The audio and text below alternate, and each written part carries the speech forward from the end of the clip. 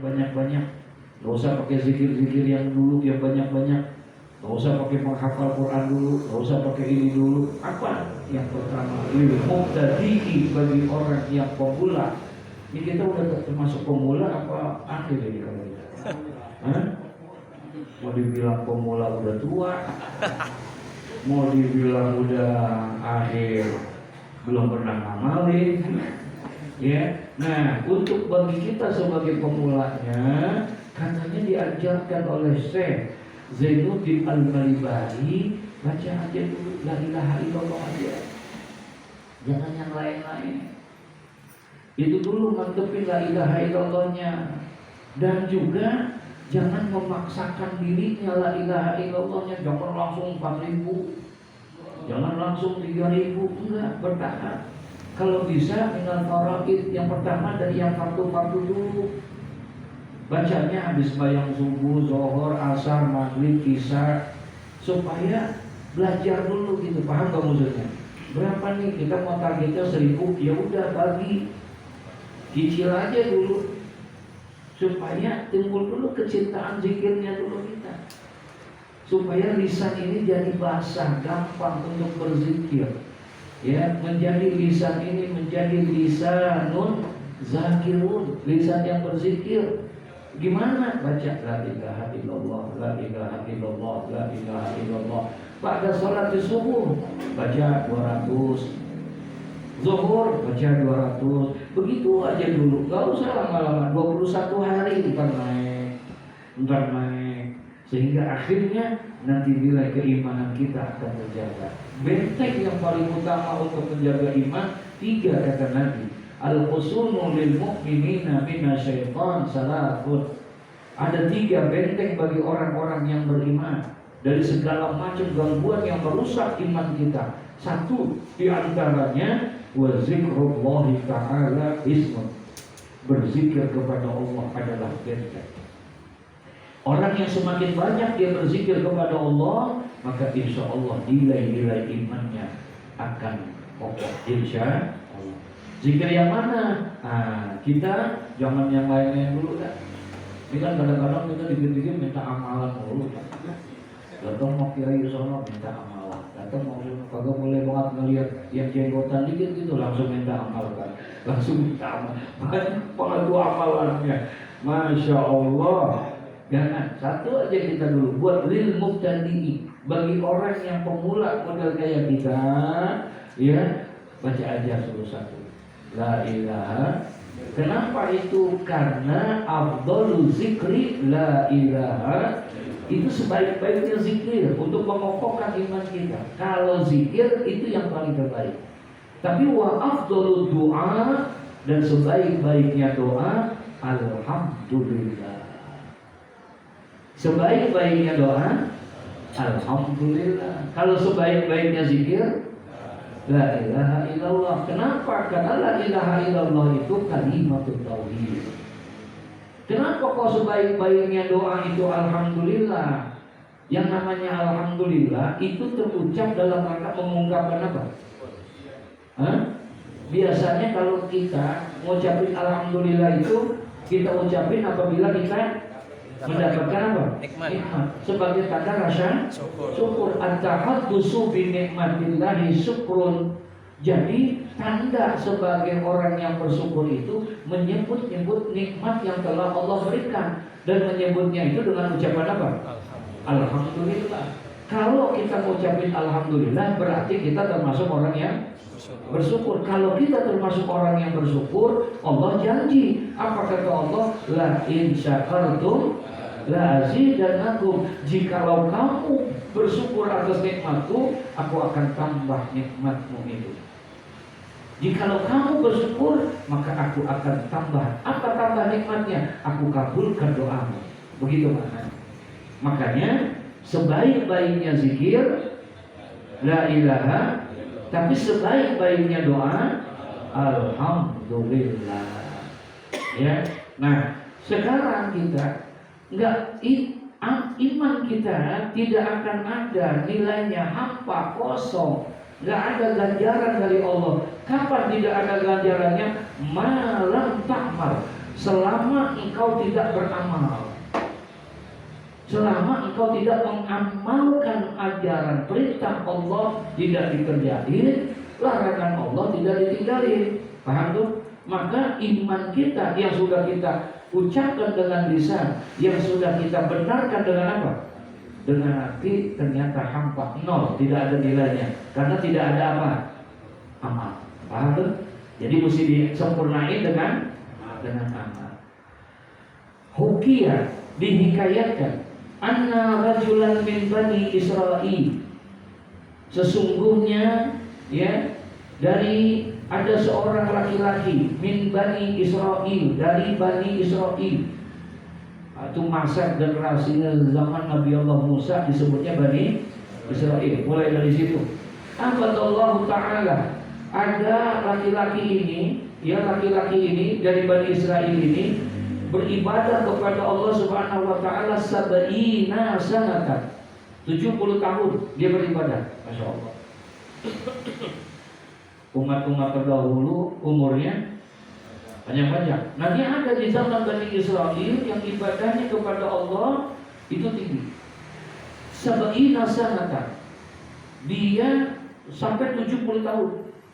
Nah, fa'aradallahu ta'ala, Allah Subhanahu wa ta'ala ayyajluwahu 'alal malaikah, ingin menetapkan, mau menjelaskan kepada malaikat itu ayyajluwahu, tentang kedudukannya dia. Ibadahnya 70 tahun. Paham nih? Ibadahnya berapa? 70 tahun. Tapi Allah pengen tunjukin ya sama malaikat, ya, tentang posisi ibadahnya dia itu kepada para malaikat ini. Fa'arsalallahu ilaihi malakan, maka diutuslah Allah, mengutuslah satu malaikat kepadanya. Yukhbiruhu, untuk memberikan kabar, untuk memberitahukan kepada hamba itu annahu, bahwasanya dia itu ma'atilkan ibadah, yang konon katanya orang itu disertai selalu berapa? Beribadah. Berapa tahun tadi? 70 tahun dia beribadah. Allah utus malaikat untuk kabar itu sama orang itu, kasih tahu sama orang itu annahu ma'atilkan ibadah la yaliku bihi dukhulul jannah, tapi dia nggak layak untuk masuk ke dalam surga. Padahal ibadahnya 70 tahun. Ya Allah, ya. Nah, ini yang mesti kita pahami, bahwa masuknya kita ke dalam surga bukan karena ibadah, bukan karena amal, ya, tapi karena apa? Karena ridho dan rahmat Allah. Nah, Allah utus malaikat, sampaikan itu dia bahwa amal ibadahnya dia itu, ya, dia tidak layak untuk masuk ke dalam surga walaupun udah 70 tahun. Kalau menurut kita, orang yang beribadah 70 tahun pagi, sore, siang, malam kerjaannya ngapain? Ibadah. 70 tahun tuh ibadah terus. Kalau menurut pandangan kita, pantas nggak masuk surga?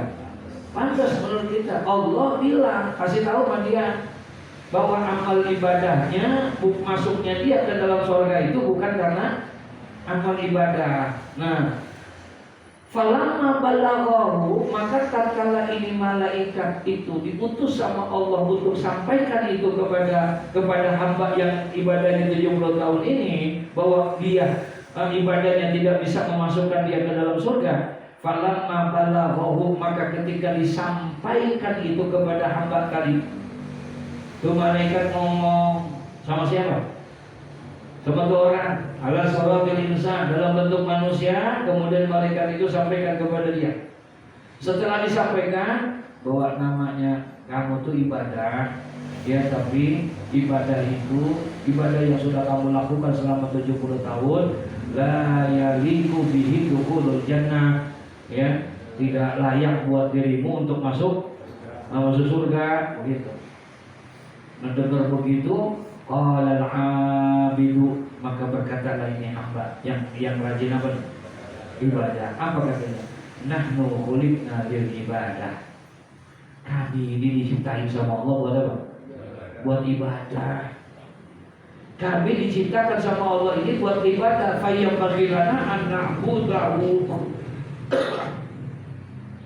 Maka sudah sepatutnya bagi kami ini untuk ibadah. Mau dimasukin surga atau tidak masuk surga itu urusannya lain. Tugas kita diciptain sama Allah buat ibadah. Itu jawabannya apa? Hah? Kalau model kita jawabannya gimana? Hah? Ini orang yang ikhlas namanya. Beramalnya ikhlas karena Allah. Paham gak maksudnya? Jadi ikhlas karena Allah. Sebagaimana ada seorang yang namanya Rabi'atul Adawiyah. Itu Rabi'atul Adawiyah ketika datang orang, kemudian dia menanyakan kepada ini.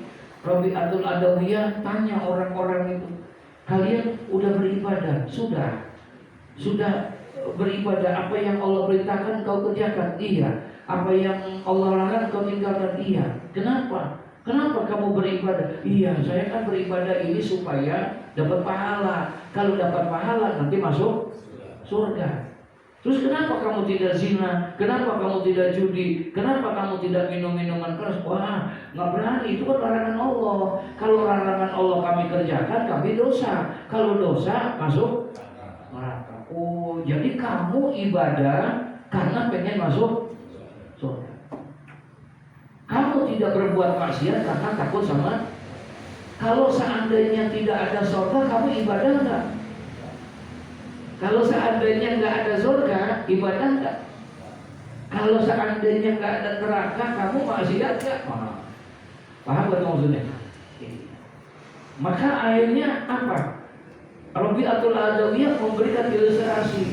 Dia keluar siang-siang, dia bawa obor. Tahu obor enggak? Siang-siang bawa obor. Biasanya obor malam, dibawa siang-siang. Orang nanya sama Rabi'atul Adawiyah, ya Rabi'ah, anti majnun, ente gila nih. Ente nggak tahu di siang-siang ngapain bawa apa? Oh, untuk apa kau? Saya mau pergi naik ke atas, mau bakar surga. Supaya orang beribadah jangan karena apa? Masya Allah. Sama nih orang. Nih min Bani Israel. Allah utus malaikat. Kata Allah bilangin sama tuh orang yang abid, yang ahli ibadah, yang habis umurnya selama 70 tahun dia pakai buat apa? Buat ibadah. Pagi, sore, siang, malam kerjaannya ibadah aja. Sampaiin sama dia bahwa dia masuk surga bukan karena ibadahnya. Tidak layak dia masuk surga karena sebab dari ibadah. Kemudian malaikat sampaiin, falamma balaghahu, maka tatkala sampai kepada dia berita itu dari Allah, disampaikan oleh malaikat, qala al-'abid, maka berkata dari orang yang ahli ibadah ini.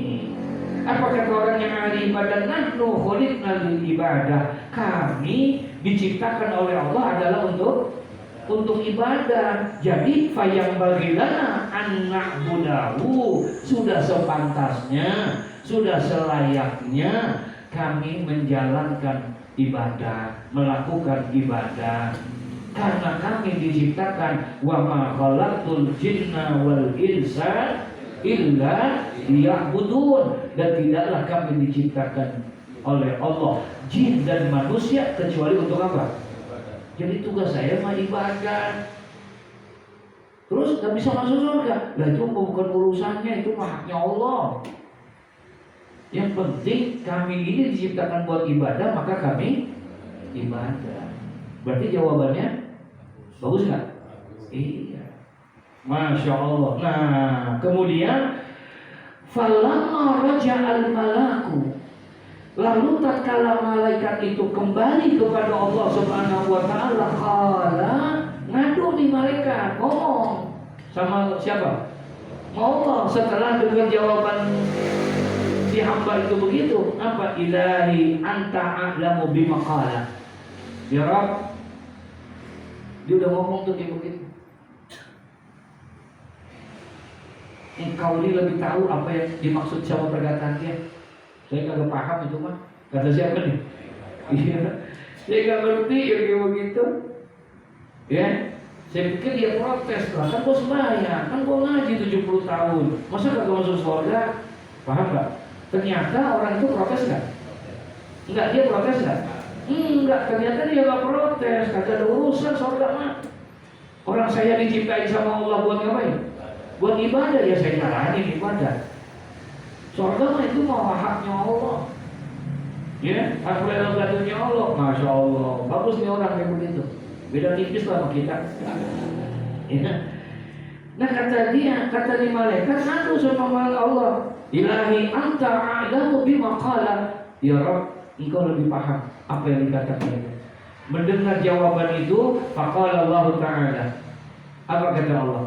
Ya, iza huwa lam yurid an ibadatina, fanahnu ma'al karami la nu'ridu anhu. Allah Akbar. Ya, kata Allah Subhanahu wa Ta'ala, iza, ya, jika memang demikian, kalau begitu, huwa lam yurid, maka dia tidak akan berpaling kepadaku an ibadatina, daripada ibadahnya. Dia tak berpaling karena memang dia tahu bahwa dia diciptai buat apa? Buat ibadah, bukan gara-gara surga. Kalau tadi kan orang yang marobiah ditanya mau sembahyang karena supaya dapat pahala. Kalau dapat pahala dia masuk, berarti sholatnya tujuannya surga. Apa kata Allah? Iza, kalau begitu, huwa lam yurid an ibadatina. Ini orang bagus, dia tidak berpaling daripada ibadahnya, dia tidak ada urusan sama surga. Fanahnu ma'al karami la nu'ridu anhu. Maka aku pun dengan sifat maha rahmanku, maha muliaku, maha dermawanku, ya, apa? La nu'ridu anhu, aku tidak akan berpaling daripada dia. Dia aja nggak berpaling sama aku. Paham tuh? Ya, dia aja nggak berpaling, kagak mikirin surga dan neraka. Kenapa dia ibadah? Lah karena dia diciptai buat ibadah, maka dia ibadah 70 tahun.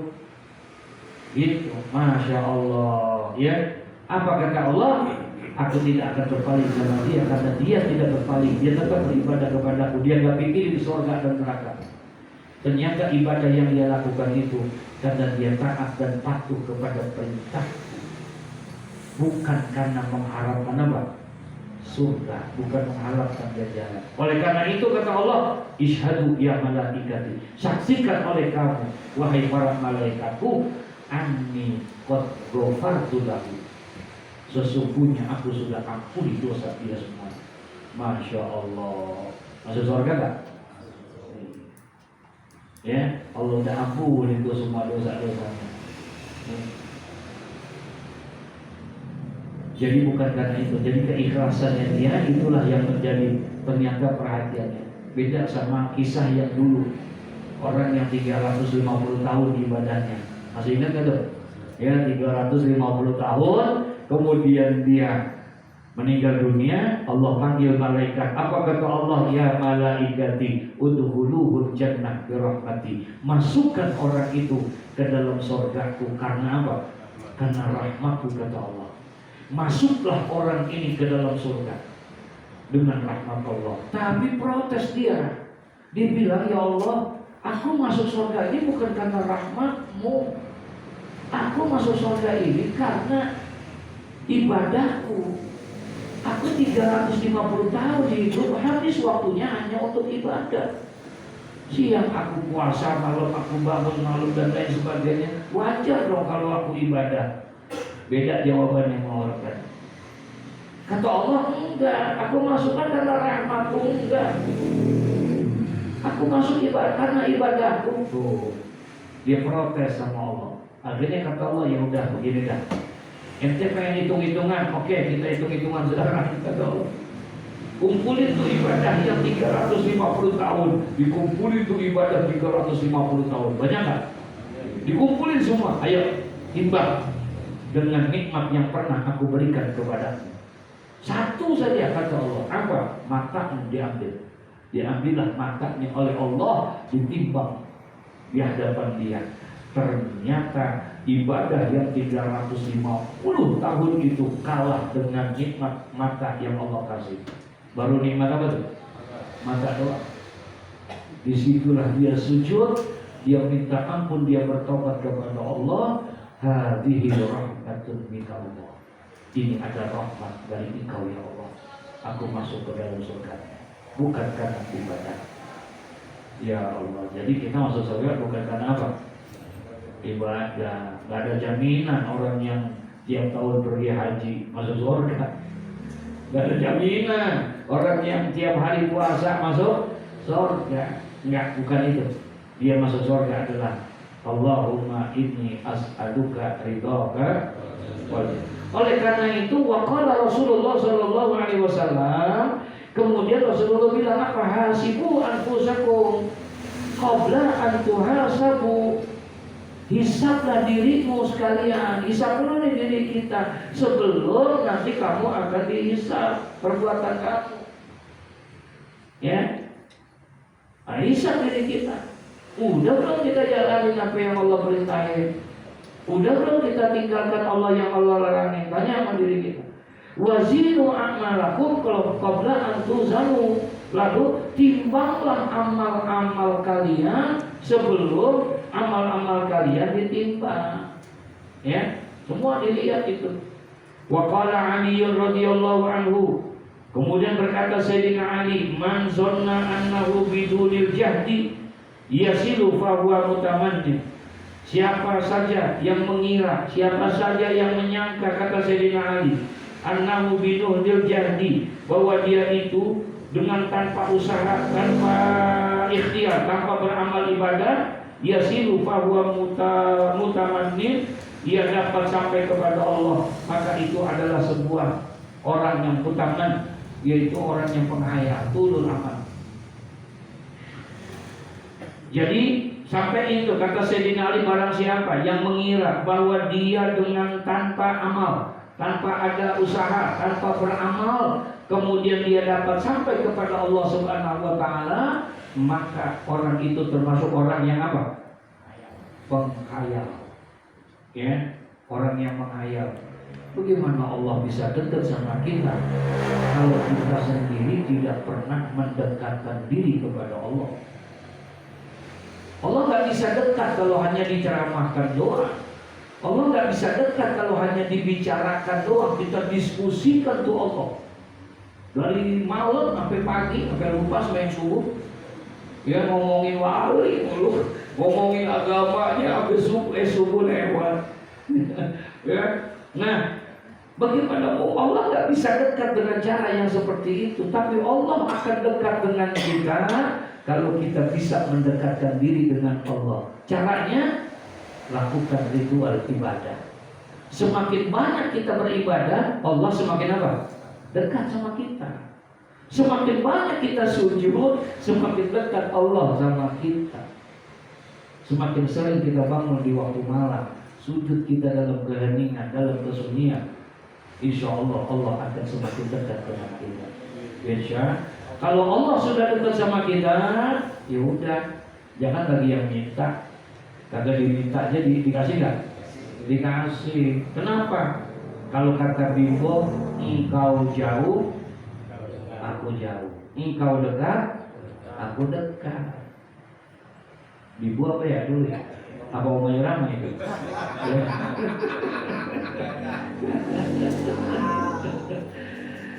Ya Rabbana. Jadi kalau dia pengen berharap bahwa dia akan dekat sama Allah tanpa beramal soleh, maka fahuwa mutamannin, maka orang itu adalah penghayal kelas kakap. Wa man sanna annahu bidzajri yasilu fahuwa mustaghnin. Dan siapa saja yang menyangka, katanya, siapa saja yang mengira bahwa dia akan dengan mengerahkan usaha keras, dengan beramal soleh itu dia dapat sampai kepada Allah, maka orang itu adalah orang yang mustaghnin, orang yang cukup keyakinannya. Dia yakin nggak mungkin kita dekat sama Allah kalau nggak ibadah, kalau nggak mendekatkan diri, kalau nggak beramal soleh. Nah, orang yang punya pandangan begitu berarti orang yang imannya cukup, paham ya? Bukan penghayal gitu.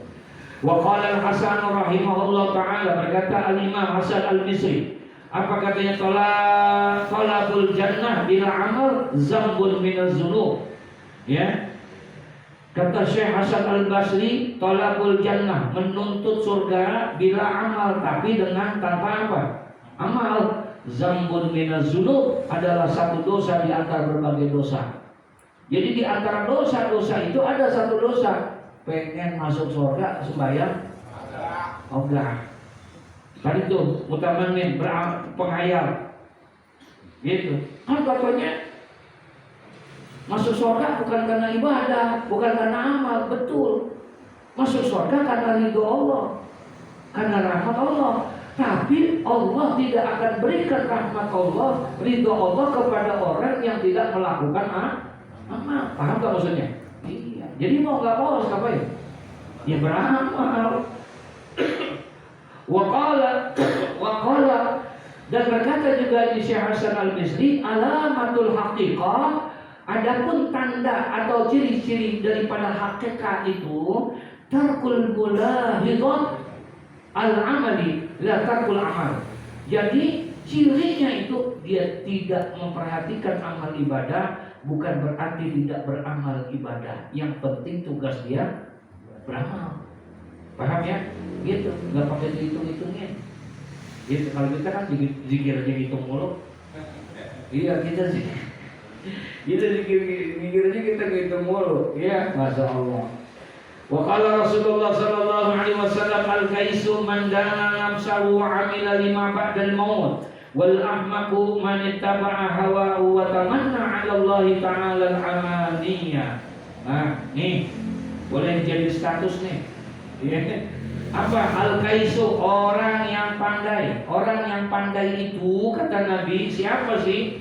Yang S3-nya lulus, yang dapat gelar doktor, yang dapat gelar profesor. Apakah itu? Bukan. Orang yang pandai itu mandana nafsahu, adalah orang yang dapat menundukkan jiwanya, menundukkan dirinya, wa amila lima ba'dal maut, dan dia beramal untuk persiapan dia sesudah matinya. Tuh, ya, orang yang mampu mengendalikan jiwanya, mengendalikan nafsunya, ini orang yang pintar nih, ya. Dan wa amila lima ba'dal maut, dan dia beramal untuk mempersiapkan bekal dia untuk menghadapi apa? Kematian nanti. Wal ahmaku, dan adapun orang yang bodoh, manittaba'a hawahu, adalah orang yang selalu mengikuti apa? Hawa nafsunya. Wa tamanna 'ala Allah ta'ala amaniyah, dan dia berangan-angan kepada Allah dengan suatu angan-angan ayal aja. Ya, pengen banget masuk surga tapi tidak mau beramal. Itu namanya orang-orang yang bodoh. Al-ahmaq itu maknanya orang-orang yang lebih bodoh daripada bodoh. Jadi bego. Masya Allah. Ayyuhal walad ila akhiri wallahu a'lam bissawab. Ya, Masya Allah. Jadi pesan-pesan Sayyidina pada Hujjatul Islam Abu Hamid ini memang luar biasa, yang penuh dengan makna. Jadi suatu hal yang tidak mungkin kita akan mendapatkan ganjaran iman kita hampa, walaupun sudah diucapkan dengan lisan, sudah dibenari dengan hati, tapi belum dilakukan dengan amal, maka iman kita nol. Ya, belum sempurna keimanan. Sebab syarat iman tadi ada berapa? 3. Iqrarun bil lisan, wa tasdiqan bil qalbi, wa amalun bil arkan. Ucapin dengan lisan, benarkan dengan hati, kemudian amalkan dengan arkan. Apa namanya? Anggota tubuh kita. Ya, Al-Fatihah. A'udzu billahi minasyaitonir rajim. Bismillahirrahmanirrahim. Alhamdulillahirabbil alamin. Arrahmanir rahim. Maliki yaumiddin. Iyyaka na'budu wa iyyaka nasta'in. Ihdinas siratal mustaqim. Siratal ladzina an'amta 'alaihim ghairil maghdubi 'alaihim waladdallin. Astaghfirullahaladzim. Astaghfirullahaladzim. Bismillahirrahmanirrahim. Alhamdulillahirabbil alamin. Hamdan yuwafi ni'amahu wa yukafi'u mazidah.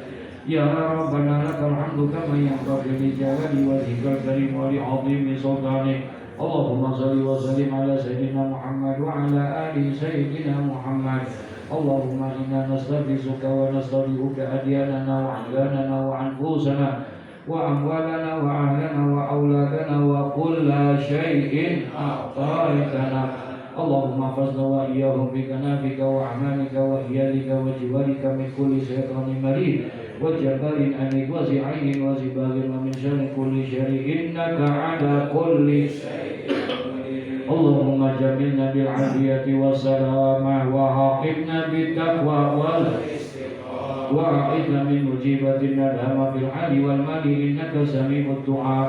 اللهم أحسن عاقبتنا في الأمور كلها وأعذنا من خزي الدنيا وعذاب الآخرة. اللهم زدنا علما نافعا ورزقا واسعا وعملا صالحا متقبلا يا ربنا